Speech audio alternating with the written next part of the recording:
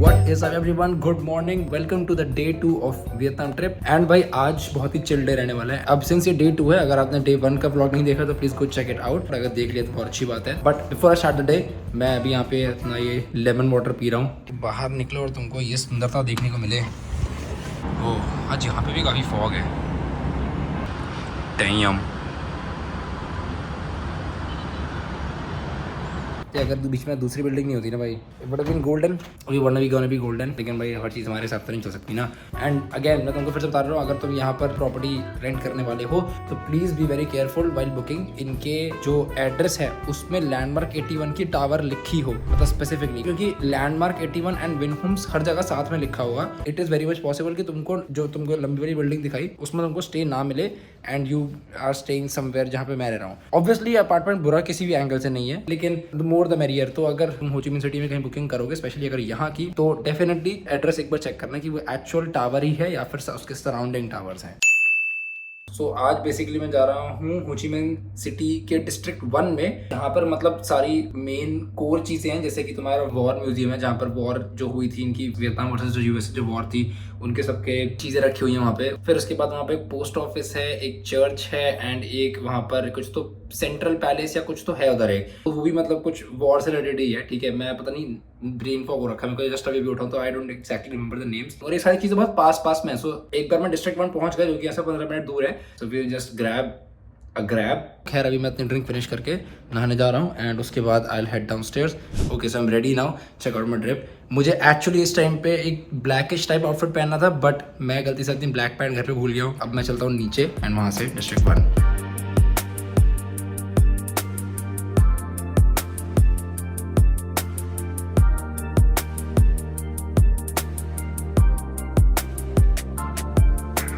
तो I am here at the Melbourne cafe का ambience बहुत बढ़िया है भाई, तो होपफुली ब्रेकफास्ट अच्छा होगा इनका.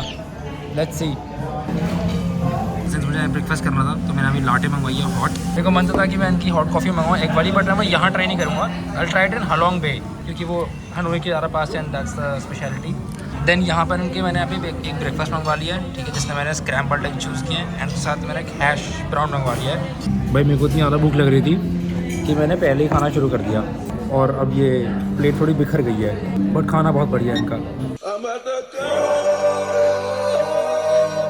एंड यहाँ पे हमारी कॉफ़ी है भाई, सुंदर देखो बहन चो कितनी है. डिज़ाइन ख़राब, चीनी मिलानी पड़ती है भाई इसके अंदर, कांटेड प्लेट. बट भाई बहुत सही प्लेट है भाई, मज़े आ गए.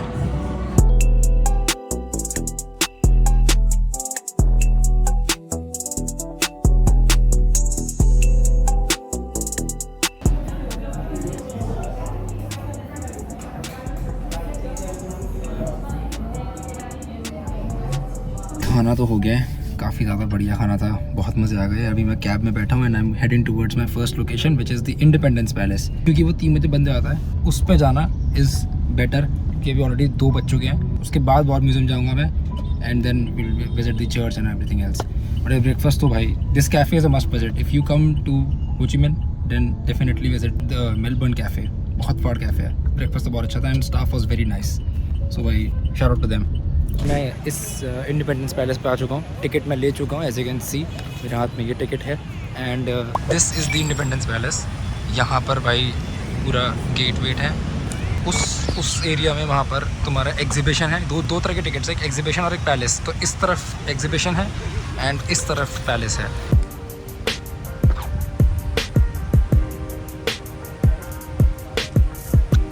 So this palace was basically the White House for the president of South Vietnam. जब वियतनाम का अपना वॉर हो रहा था, like it was divided between South and North Vietnam, just like Korea. And that was back in 1960s and 70s. तो अभी जो तुमको यहाँ पे चीज़ें दिख रही हैं वो बिल्कुल भी historically accurate नहीं है. This is just to show कि मतलब किस तरीके से यहाँ पे लोग मीटिंग्स वगैरह कंडक्ट करते थे या फिर यहाँ पे किस तरीके से यहाँ पे रहा जाता था. इसके अंदर कौन कौन सी चीज़ें थी एंड किस तरीके से थी वो सब थोड़ा बहुत रेप्लिकेट किया हुआ है, but it's not like exactly historically accurate. अब ड्यूरिंग द वियतनाम वॉर इस पैलेस के ऊपर ही एक बॉम्ब गिरा दिया गया था अपने ही इनके कुछ सोल्जर्स के थ्रू, एंड उसकी वजह से इसकी जो ऊपर एक हेलीकॉप्टर था एंड उसके नीचे जो मेन स्टेयर्स थी वो बहुत ज़्यादा डैमेज हो गई थी. एंड देन उसको उन्होंने जब वापस से रिकंस्ट्रक्ट किया था पूरे पैलेस को, तो फिर उसका नाम इन लोगों ने इंडिपेंडेंस पैलेस रखा था, क्योंकि उससे पैलेस का नाम कुछ और फ्रेंच में था. जो कि तुमको आगे पता चलेगा। तो मेरे को आज कोई फेस्टिवल वगैरह तभी सब लोग इतना ट्रेडिशनल ड्रेस में आए हैं, बट आई थिंक इनका कल्चर ये है कि अगर ये किसी ऐसी जगह पे जा रहे हैं जहाँ पे मतलब हिस्ट्री वगैरह रिलेटेड है तो ड्रेस वेरी नाइसली वगैरह, ये मतलब उसको रिस्पेक्ट करने के लिए, क्योंकि देखो काफ़ी सारे लोग जो हैं ट्रेडिशनल ड्रेस में हैं। इतने सारे लोग शादी कर रहे हैं, पूरा साइकॉन शादी कर रहा है आज। ये सब ट्रेडिशनल ड्रेसेस में आए हैं। कुछ तो ऐसे ग्रुप होंगे नहीं देखो ना, ऑलमोस्ट सारी ही लेडीज़ ट्रेडिशनल ड्रेस में है, काफ़ी सारे आर्मी वार्मी के भी लोग हैं, अगर हमें दिख जाए तो अलग चीज़ है। और ये तो बच्चे हैं भाई आते सारे, इनके शायद बाल विवाह राजस्थान में। ये देखो ये था वो हेलीकॉप्टर, ऊपर से प्लेन्स आए थे एंड उन्होंने फिर बॉम्ब यहाँ गिराया था इसी चीज़ के अराउंड, जिससे कि ये और नीचे की स्टेयर्स डैमेज हो गई थी वो, उसके बाद फिर उन्होंने सही कर दी। तो ये नीचे वो स्टेयर्स है जो मैंने शूट करी थी। ओके भाई, तो हमारा पैलेस तो हो गया, palace is now that way. अब हम जा रहे हैं एग्जीबिशन देखने के लिए। क्या एग्जिबिट कर रहे हैं मुझे नहीं पता, but let's see, hopefully it's good. May be कुछ वॉर रेमिनेंट्स वगैरह कुछ कर रहे होंगे, if that is a word, पता नहीं क्या बोल दिया मैंने, बट येस लेट्स सी क्या है इसके अंदर। ओके, तो ये एग्जीबिशन है यहाँ से एंड ये बिल्कुल ही अलग बिल्डिंग है आगे जाके मतलब। So this exhibition basically represents the history of this palace, जिसका पहले नाम नोरोडम पैलेस था, जिसको फ्रेंच लोगों ने बनाया था when they were ruling Vietnam. But then जब वियतनाम वॉर ओवर हुआ after the Saigon city fell, जो नॉर्थ वियतनामीज लोग थे उन लोगों ने साइगॉन सिटी का नाम चेंज करके हो ची मिन सिटी रख दिया to honour their leader from north Vietnam, और इस पैलेस का नाम नोरोडम पैलेस से चेंज करके इंडिपेंडेंस पैलेस रख दिया, बिकॉज यूएस ने अपने ट्रूप्स रिट्रीट कर लिए थे और अब वियतनाम अब फाइनली एक सिंगल पार्टी के अंडर था। और ladies and gentleman, so that was it for the independence palace. अभी मैं निकल चुका हूँ बाहर, एज यू कैन सी मेरा स्टिकर हट चुका है एंड अब मैं जा रहा हूँ सीधा वॉर रेमिनेंट्स म्यूजियम की तरफ, बिकॉज वो भी 5 बजे बंद हुआ था और अभी ऑलरेडी 3:30 होने वाले हैं। सो आई थिंक 5 मिनट की वॉक पे है वो, वहाँ पहुँच के फिर आई विल टिकट लूँगा मैं एंड देन उसके बाद we can start our journey again. ये कुछ टैंक्स है जो मैं दिखाना भूल गया था, मैं इस एरिया में गया ही नहीं। टैंक। और लेडीज एंड जेंटलमैन, हम पहुँच चुके हैं वॉर रेमिनेंट म्यूजियम में। तो भाई यहाँ से शुरू हो रहा है भाई, ये इनके यूएस के हेलीकॉप्टर्स हैं, जो कहाँ तक प्लेट जा रहा है। ये हेलीकॉप्टर यूएस आर्मी का है, आई थिंक सो, मुझे भी इतनी हिस्ट्री का इतना आइडिया नहीं है, बट ये इनका, हाँ, यूएस आर्मी ऊपर लिखा है, पर ये स्टार लोगो क्या है I don't know, captain America में भी। मेंटेन कितना फाड़ कर रखा है भाई ये, आई एम प्रीटी श्योर ये बहुत पुराना होगा, ये शायद अभी भी उड़ता होगा, आई डोंट नो, कुछ तो कर रहे हैं देखो नीचे ये इसके ना, कुछ तो काम चल रहा है इधर। So as you would have guessed by the name, जितनी भी चीज़ें वियतनाम वॉर में उस टाइम पे यूज हुई थी, उस सब चीज़ों के रेमिनेंट्स यहाँ पर रखे हुए हैं। Different types of tanks, motors, these boats with guns, more cannons, more mortars, heavy cannons, different types of bombs, बड़े bombs, छोटे bombs. Then on the lower level of the museum, they have all these things that were used back then in the Vietnam War. इनमें से कितनी चीज़ें पूरी actual उस time की हैं, कितनी चीज़ें अभी उसके रेप्लिकास हैं, ये बात तो मुझे नहीं पता, लेकिन this is how they used to look like. Then on the upper level of the museum, there is this exhibition called the Requiem exhibition, और भाई this is very horrifying and this shows how brutal and disgusting a war can be, primarily because of something that was used in this war by the US, which is known as Agent Orange. अब screen पे जो information दी हुई है उससे तुम पता लगा सकते हो कितना ज्यादा डेडली है ये toxin. 85 grams of dioxin could kill a whole city with a population of 8 million. Imagine. And US के हिसाब से they used it as a herbicide to remove trees, जिससे कि नॉर्थ वियतनामीज लोग छुप कर इन लोगों पे हमला ना कर सके। ठीक है भाई, मान लिया। Now since this chemical was so toxic and deadly, जिन भी लोगों पे इस टॉक्सिक का इफेक्ट हुआ उनकी आने वाली जनरेशन से बहुत ही गंदे और भयानक म्यूटेशंस एंड बर्थ डिफेक्ट्स देखने को मिले। It was so sad and sickening. और पता है क्या, इस पूरे सेक्शन में पीपल वर एक्चुअली क्राइंग, मजाक भी नहीं कर रहा, they were actually crying while reading all the stories. ये तो सिर्फ यहाँ पे तुमको एक फोटो दिख रही है, but there were thousands of these photos पूरे वॉल पे विद देयर नेम्स, कि कौन किस तरीके के कैसे तरीके के डिफेक्ट्स से गुजर रहा था। In fact the photos were so horrifying कि मैं तुम्हें दिखा भी नहीं सकता हूँ, वरना मेरी वीडियो डिमोनेटाइज हो जाएगी। तो भाइयों, that was it for the war remnant museum. बहुत ही ज़्यादा मतलब डीप था भाई, मतलब इतना, अभी मैं थोड़ा बाद में आके बात करूँगा इसका, बट भाई होली शिट, अभी मैं बढ़ चुका हूँ अपनी तीसरी डेस्टिनेशन पे, पोस्ट ऑफिस एंड चर्च की तरफ। बट इसके बारे में मुझे बात करनी है और अभी म्यूज़ियम के बारे में।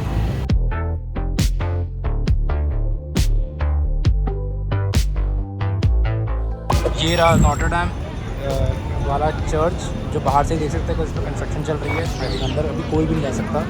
एंड इसी के पीछे हमारा पोस्ट ऑफिस है, इसके अंदर अभी नहीं जा सकते बिकॉज ये बंद हो चुका है। बट अंदर जाके मैं करूँगा भी यार, लाइक डार्क तो डालता नहीं हूँ मैं वहाँ पे, Diamond Plaza for no reason. Finally चारों चीज़ें कवर हो चुकी हैं, जो चीज़ जितने मेरे को देखने से सब कवर हो चुका है। अब जा रहे हैं फो खाने, जो कल एक्चुअली खाना था।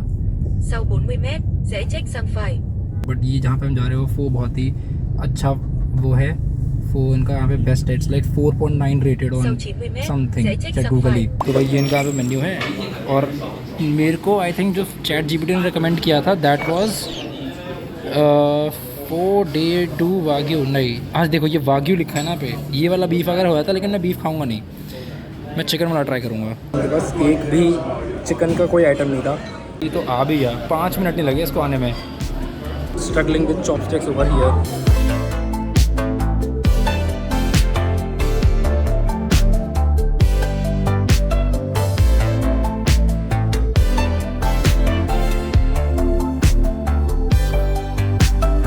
ऑलराइट भाई, तो मील पूरा ख़त्म हो चुका है, एज यू कैन सी कुछ भी नहीं बचा इसके अंदर अब।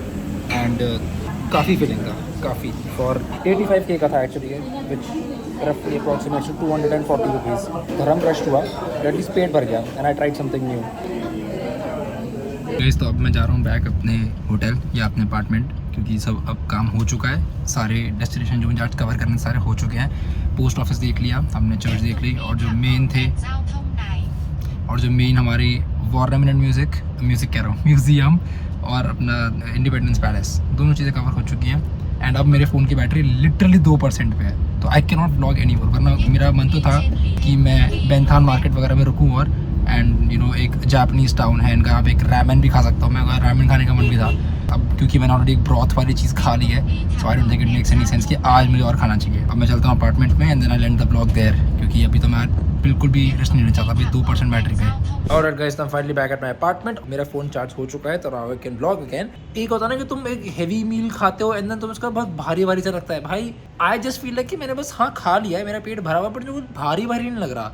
तो जो ये ब्रॉथ के साथ में फो जो चीज़ थी ना इनकी, ये मतलब राइस नूडल्स होते हैं बेसिकली वो, और साथ में उसके ऑब्वियसली बीफ था, चिकन था नहीं उसके अंदर। मैं यही बोलूँगा अपने डिफेंस में कि चिकन था नहीं उनके पास, and this was like the most, जिसे कहते हैं ना, मतलब यहाँ पे अगर तुमको क्लासिक फो चाहिए, क्लासिक वियतनामीज फो चाहिए, तो यू हैव टू इसी रेस्टोरेंट से तुम्हें खाना चाहिए। तो मेरे पास और कोई ऑप्शन नहीं था, तो मैंने कहा भाई ठीक है, फक इट। मैं वैसे भी मतलब इतना कुछ वो है नहीं मेरा, मैं चिकन विकन कभी भी खा लेता हूँ, सो लाइक बीफ तो क्या ही चीज़ है। एंड मुझे तो एक्चुअली पता भी नहीं चला कि बीफ खा रहा हूँ मैं। इट्स ज़्यादा कुछ डिफरेंस था नहीं, स्पेशली जब मैंने इसके अंदर चिली ऑयल वगैरह ऐड किया, तो 2-3 वहाँ पे साइड में कॉन्डिमेंट्स रखे हुए थे, मैंने ऐड करा उनको, तो काफ़ी बढ़िया फ्लेवर आया, और भाई मतलब कंप्लीटली वर्थ इट भाई। और प्राइस भी बहुत सही था, 85,000 वियतनामीज डोंग का था ये, तो it approximately comes out to be 240 as I said, पहले भी मैंने बताया था। तो बहुत ही सही एक्सपीरियंस था।